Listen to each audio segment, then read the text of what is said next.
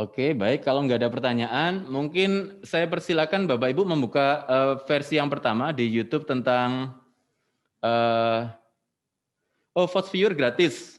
Ada pertanyaan, apakah Voice Viewer berbayar? Voice Viewer gratis.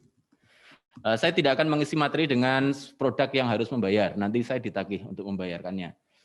Jadi silakan mengakses yang apakah butuh spesifikasi tinggi? Tidak. Silakan bisa dicoba. Atau kalau misalnya silakan dicoba dulu. Atau kalau misalnya kesulitan menginstal, silakan beritahu ke kami problemnya apa. Biasanya sih kesulitannya menginstal karena belum ada Java. Biasanya loh ya. Kalau misalnya belum ada Java, ya install Java dulu.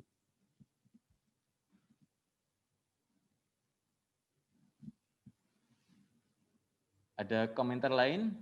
Kalau tidak, saya sarankan Bapak Ibu melihat melihat yang sesi yang pertama, tutorial yang pertama yang menggunakan PubMed untuk mengekspor datanya ke format PubMed atau format Medline yang bisa diolah menggunakan VOSviewer. Kalau misalnya itu berhasil, kita nanti bisa lanjut tentang bagaimana kita menggunakan VOSviewer.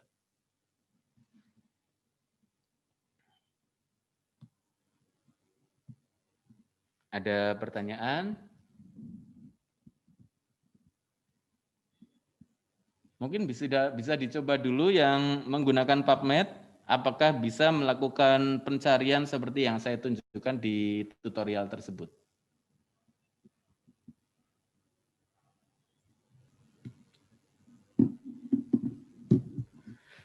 Oh, dari Mbak Esti, apakah harus menggunakan semua aplikasi? Oh, bisa salah satunya saja. Misalnya VOSviewer. Kami beberapa waktu yang lalu ada publikasi juga menggunakan VOSviewer saja, tidak menggunakan analisis yang lain-lain. Ini contoh misalnya.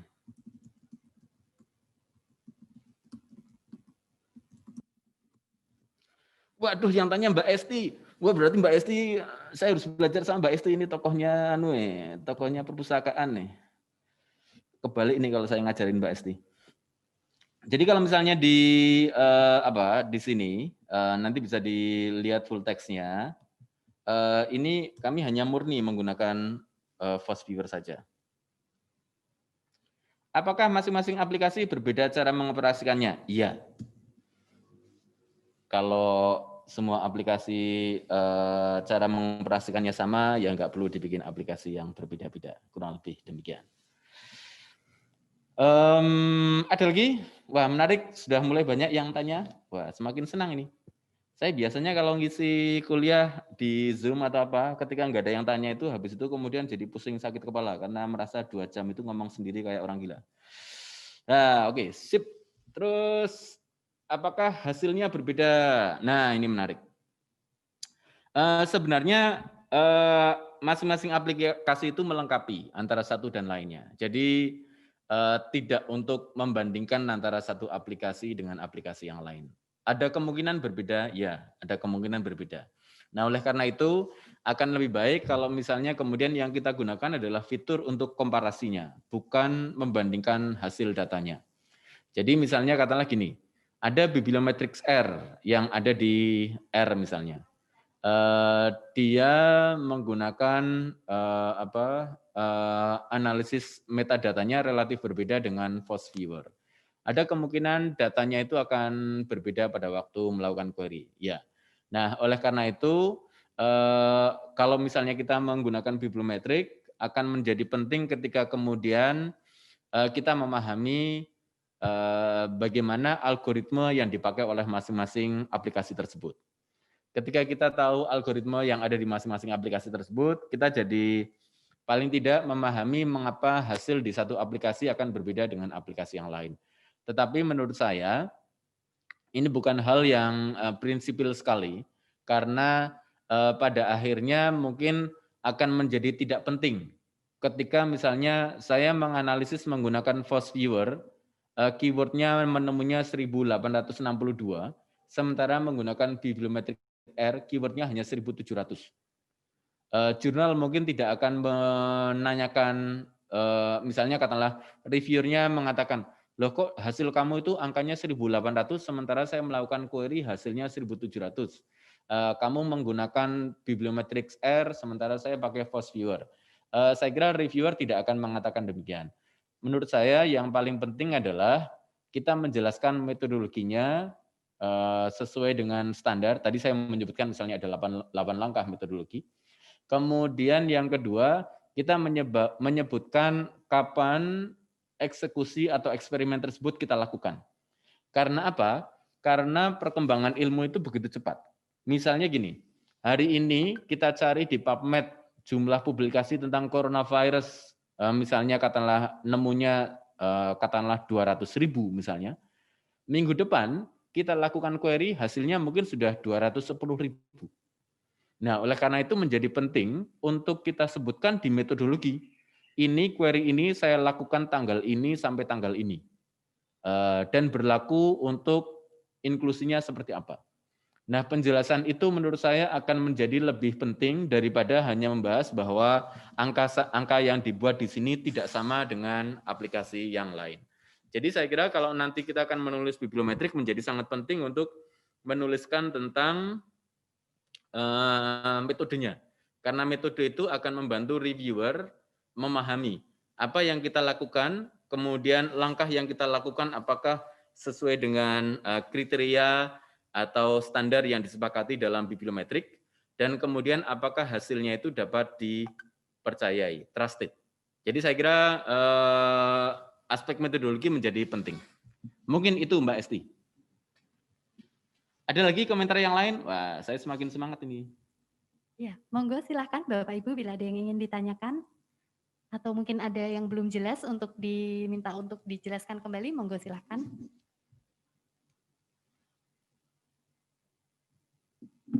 Wah, cocok ini. Nah, kita nanti, wah ini Mbak Esti sedang membuat tulisan tentang bibliometrik. Mungkin saya kira bisa menjadi model buat tim yang lain yang sudah sudah terlibat dalam kegiatan ini. Mungkin Bapak Ibu yang lain ada yang mencoba? Mau berkomentar atau melihat di video tersebut kira-kira susah atau enggak? Atau membingungkan atau enggak? Saya takutnya nggak biasa bikin tutorial kayak gini-gini. Ya, mungkin menjelaskan saja. Saya menyebutkan misalnya ini beberapa contoh-contoh artikel yang dulu pernah saya buat, tapi saya termasuk tidak rajin menulis artikel tentang bibliometrik, tapi pernah. Reviewnya dari jurnal juga tidak begitu susah maksud saya. Jadi katakanlah saya berikan contoh ya. Ini contoh artikel yang dulu pernah kami tulis tentang 10 years trend of dengue research in Indonesia and Southeast Asian country, a bibliometric analysis. Kemudian yang kita gunakan hanya Excel dan Force Viewer saja. Kemudian full text-nya itu ada di sini ada link-nya enggak ya? Muka-muka ada link-nya deh. Oh ya, ada link-nya di sini. Jadi ya, ini full text-nya. Kemudian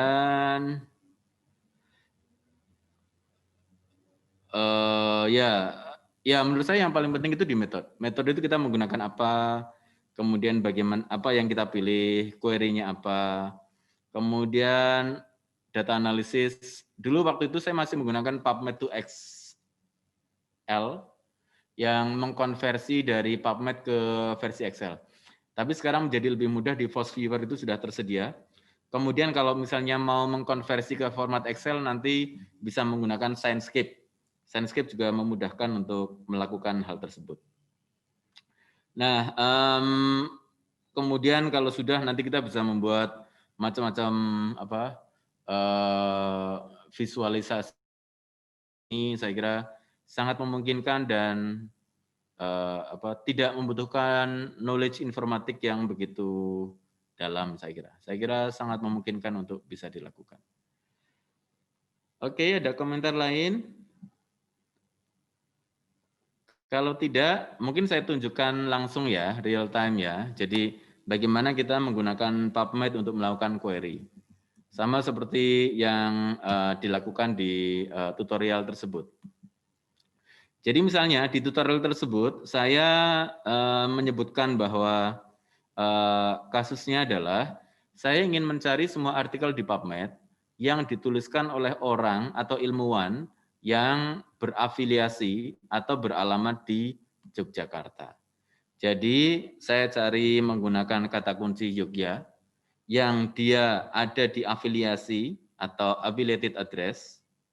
Kemudian Jogja karena kadang-kadang orang nulisnya Yogya atau Jogja. Ini or Jogja. Kemudian seperti ini.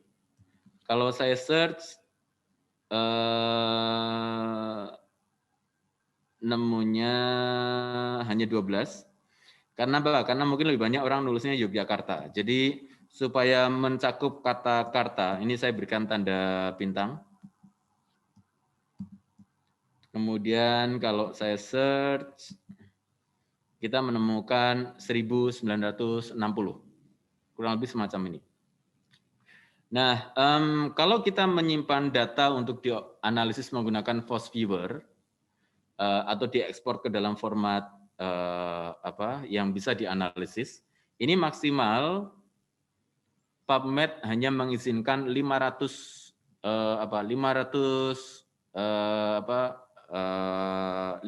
item.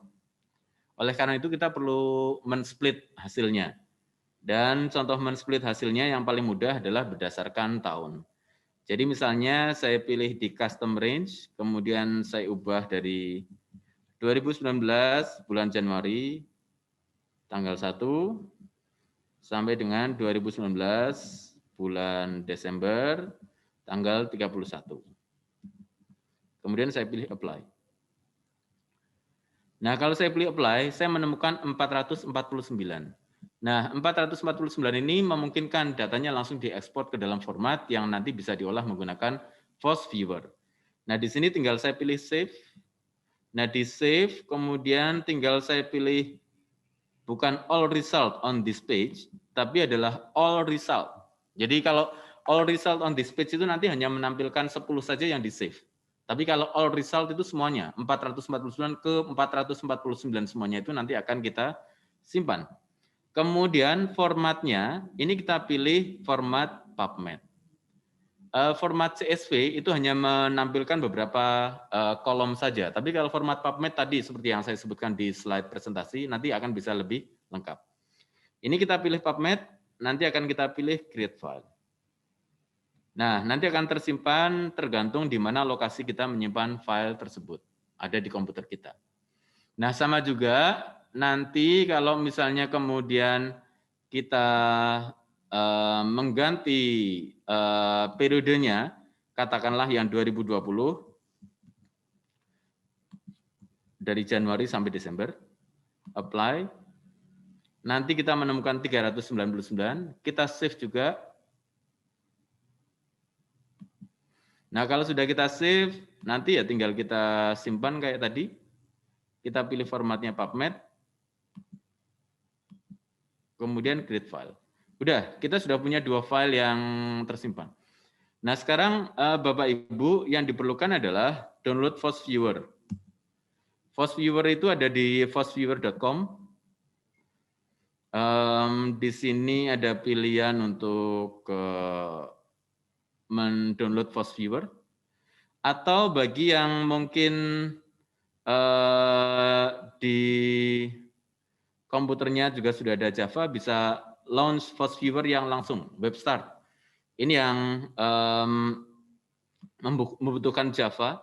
Jadi nanti di running membutuhkan environment Java yang sudah terinstall. Ya, saya kebetulan di sini Java-nya tidak update, jadi harus di-update lagi, butuh waktu. Nah, kalau tidak, saya pilih yang versi yang sudah saya install, jadi biar lebih mudah. Saya cari di file yang sudah saya install. Ya, oke. Ini saya tunjukkan kalau misalnya Fosphere sudah kita install. Kalau Fosphere sudah kita install, nanti ada yang sebelah kiri itu fungsi untuk membuka data atau membuka folder yang lama, sebelah kanan itu untuk analisis. Nah, tadi contohnya adalah saya download PubMed semua artikel dari Yogyakarta tahun 2019 tahun 2020. Kemudian saya pilih create. Kemudian di sini ada 3 option. Saya pilih yang kedua, create a map based on bibliographic data. Saya pilih next. Kemudian di sini juga ada 3 pilihan. Kita pilih yang pertama karena di sana itu memungkinkan kita bisa menganalisis menggunakan PubMed. Kemudian saya pilih next. Kemudian kita pilih PubMed dulu. Kemudian datanya kita cari. Nah, datanya tadi sudah saya simpan. Kemudian saya olah, saya simpan nama filenya adalah ini. Kemudian kita buka data yang tahun 2020. Tadi kan saya bikin 2 kali ekspor ya, yang satu 2020, 2019. Kemudian saya pilih OK. Nah, kalau saya pilih OK, tinggal saya pilih next. Kemudian pertanyaannya adalah kita mau menganalisis apa? Apakah co-authorship atau co-occurrence? Co-authorship artinya menganalisis pola penulisnya. Atau co-occurrence, menganalisis keyword yang ada di sana. Misalnya saya pilih co-authorship misalnya. Nah, kemudian di sini saya pilih misalnya reduce first name to author initial. Jadi biar yang inisialnya panjang itu nanti dipotong hanya yang namanya panjang di nama depannya panjang jadi inisialnya saja. Kita pilih reduce, kemudian kita pilih next. Nah, kita nanti akan menemukan ini 1862 authors. Dan 32 orang itu tercatat memiliki publikasi lebih dari 5. Nah, ini kalau misalnya katakanlah kita mau mengurangi jumlah threshold-nya menjadi yang jumlah publikasinya 4 ke atas misalnya, nanti ketemu 51. Kalau yang jumlah publikasinya 3 ke atas 118. 118 mungkin mengolahnya menjadi agak complicated. Oke lah, kita pilih menjadi 4 misalnya. Menemukan 51, kemudian kita pilih next. Nah, kemudian kita ada 51 author, kita pilih next. Nah, ini adalah nama-namanya. Ada jumlah publikasinya, kemudian linknya segala macam. Kemudian kita pilih finish. Kemudian kita pilih yes. Nah, ini kita sudah bisa melihat ada berapa klaster para penulisnya. Kita lihat di item, oh ini ada 6 klaster. Klaster hijau, kuning, ungu, merah, biru muda, dan biru. Oh, kayak balonku ada 5 ya. Nah, kalau misalnya kemudian kita lihat, kita bisa lihat kelompok-kelompoknya, ini terkait dengan siapa. Misalnya, kalau klaster 2, ini ada, yang klaster 2 itu yang mana? Oh, yang sini mungkin. Yang klaster 2 yang warna hijau. Saya masuk di klaster 2. Misalnya, klaster 2 itu ada Pak Doni, ada saya, dan lain-lain misalnya. Yang klaster kuning ada Pak Gunadi. Pak Gunadi jumlah publikasinya sangat banyak, sehingga node-nya itu menjadi lebih besar. Nah, saya link dengan Pak Doni, saya link dengan Pak Gunadi, dan seterusnya. Nah, kita bisa melihat network-nya antar mereka. Nah, ini contoh yang kalau misalnya publikasi yang tahun 2020. Kalau kita ingin melihat yang publikasi tahun 2019, tinggal kita pilih create, kita pilih next, kita cari next lagi, kita cari file yang 2019. Kemudian kita pilih next. Nah, kemudian sama juga next. Nah, ini kita turunkan menjadi 4 misalnya, 69. Jumlah autornya berbeda, tadi 1800, sekarang 1900. Kita pilih next, kemudian next, kemudian kita pilih finish. Nah, kalau kita lihat, polanya itu akan berbeda antara tahun 2019 dan tahun 2020. Kalau Bapak Ibu ingin menyimpan hasilnya, di sini ada pilihan screenshot. Kemudian kita pilih copy to clipboard. Kalau kita pilih copy to clipboard, nanti akan tersimpan di clipboard, tinggal di-paste-kan di PowerPoint atau di MS Word, nanti akan memungkinkan. Nah, kalau misalnya kita mau menganalisis 2 tahun, memungkinkan juga. Tadi kan kita tujuannya adalah menganalisis yang lebih dari 500 totalnya. Kita pilih next, kita pilih next, kita pilih ini, kemudian kita gabungkan dengan cara tekan tombol shift. Jadi 2 file itu nanti akan kepilih semua. Kalau jumlah filenya lebih banyak, ya tekan tombol shift beberapa kali. Kemudian kita pilih OK, next. Kemudian kita pilih next juga. Kemudian ini jumlah autornya menjadi 3.200. Yang jumlah publikasinya di atas 5 itu 113. Kalau misalnya kemudian kita persempit menjadi di atas 6, kita pilih next, next, kita pilih finish. Yes. Nah, ini ada klaster yang juga relatif berbeda dengan yang pertama. Nah, apakah kita dapat menganalisis yang lain? Bisa. Tadi misalnya contohnya adalah keyword. Kita pilih next, kita pilih next, next saja. Kita pilih co-authorship, kita pilih co-occurrence. Dari co-authorship kita pilih co-occurrence, kita pilih medical subject heading. Nah, kemudian kita pilih next.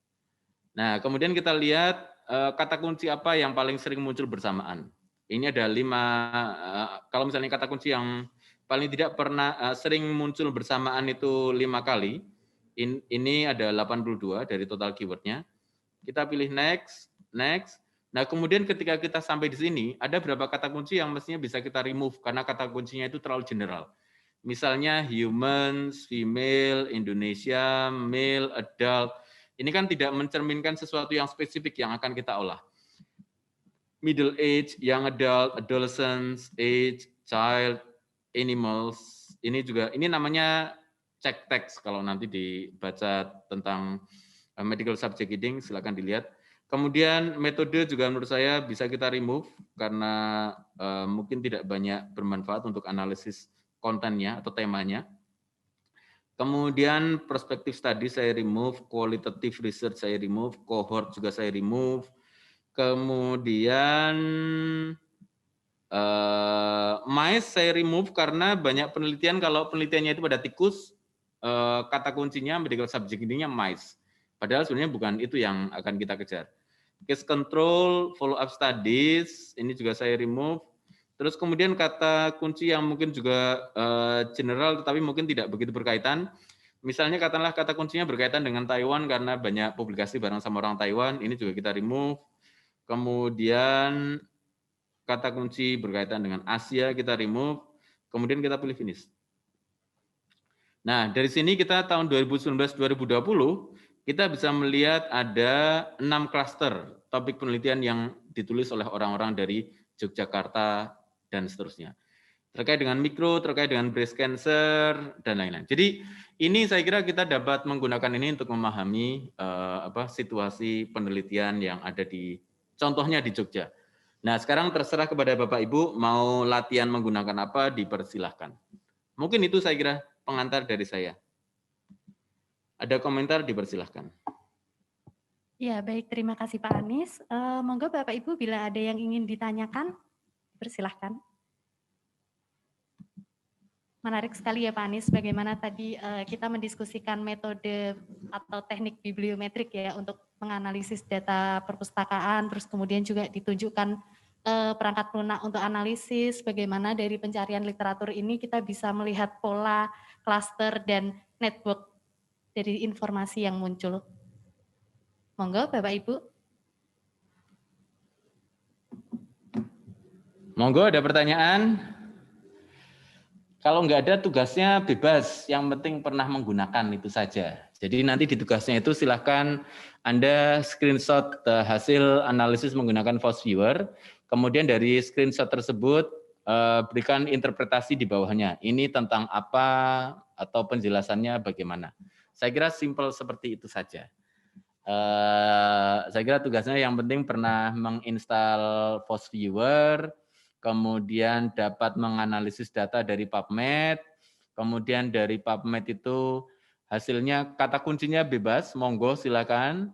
Kemudian dari sana setelah menggunakan Force Viewer ada contoh data yang bisa divisualisasikan, kemudian nanti dimasukkan di Elok, kemudian di Elok itu dipersilahkan diberikan keterangannya. oh ini gambar tentang apa, interpretasinya apa. Kemudian disertakan juga kata kunci yang dipakai untuk menghasilkan ini seperti apa. Mungkin gitu saya kira.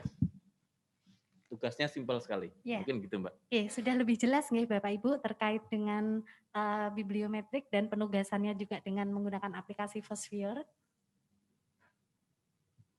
Jika ada yang belum jelas bisa ditanyakan. Moga-moga jelas.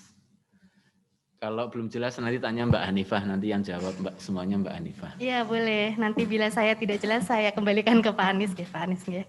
Moga Bapak Ibu apabila ada yang masih ingin ditanyakan sebelum mungkin kita tutup diskusi pada siang hari ini dan dilanjutkan dengan penugasan. Mungkin menginformasikan untuk penugasan bisa dikerjakan sampai maksimal hari Jumat. Jadi mungkin saya tuliskan di sini tugas mengirimkan screenshot analisis dari Fosviewer. Di bawah screenshot diberikan tulisan tentang interpretasinya apa dan kata query yang digunakan apa dari PubMed. Itu saja.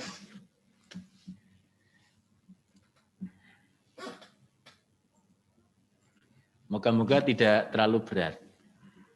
Atau jangan-jangan terlalu ringan. Kalau terlalu ringan malah lebih baik. Yang penting adalah tidak menyulitkan banyak orang.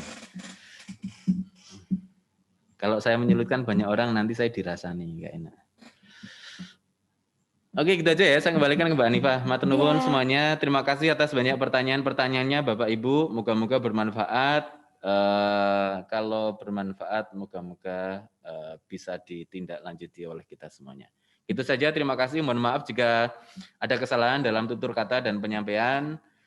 Saya kembalikan ke Mbak Hanifah. Wassalamualaikum warahmatullahi wabarakatuh. Waalaikumsalam warahmatullahi wabarakatuh. Baik, terima kasih Pak Anies. Terima kasih kepada Bapak Ibu atas partisipasinya pada siang hari ini. Untuk sesi 4 pelatihan knowledge management kali ini mungkin bisa kami tutup nggih. Terima kasih. Mohon maaf bila ada kekurangan. Kita bertemu lagi minggu depan untuk sesi selanjutnya terkait taksonomi dan tagging sumber referensi nggih bersama narasumber Pak Lutfan.